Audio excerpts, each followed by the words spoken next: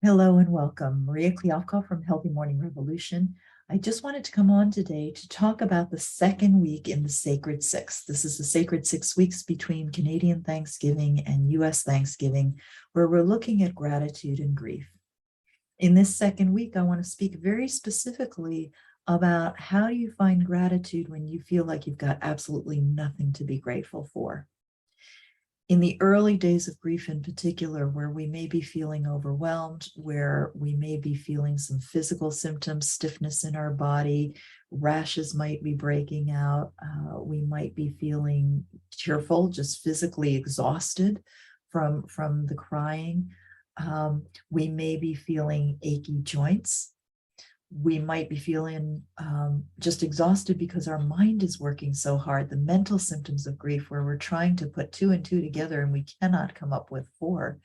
We can't remember where we put down anything. We're feeling so out of sorts with ourselves. We just don't even recognize who we are right now.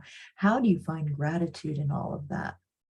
Well, what if we were to turn this around a little bit and we were to say that all of these symptoms that we're experiencing are actually symptoms that are asking us to slow down. Every symptom of grief is always asking just one thing of us, and that is to slow down so that we can be present to what is really happening. What if we can be grateful for the reminders that our bodies are giving us, that our minds are giving us, that our feelings, our emotions are giving us?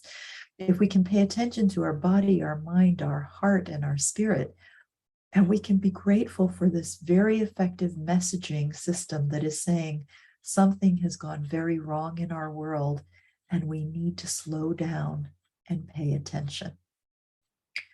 So for this part of the Sacred Six, what I invite you to do is find what are the symptoms of grief that have really been nagging at you.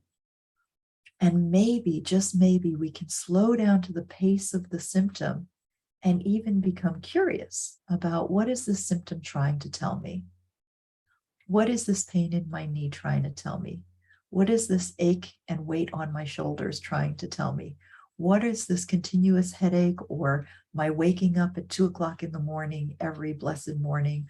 What is this fear or anxiety trying to tell me? Any symptom of grief, we want to start to find ways to gently engage with it. As we find the ways to engage with it, what we discover is that there are ways to convert that grief to mourning and to move through this moment of grief with ease and grace.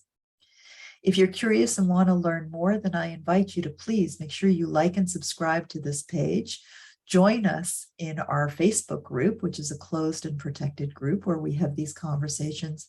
And by all means, register for the next 5-day live launch. It's 1 hour a day where we really do break down what are the myths of grief and what is the difference between grief and mourning.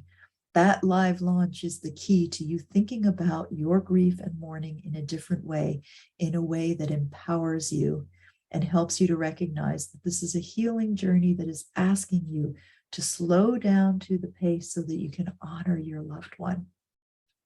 There's so much to be found in the grief journey. It is a truly sacred journey. I look forward to connecting with you in these other ways. Until next time, namaste.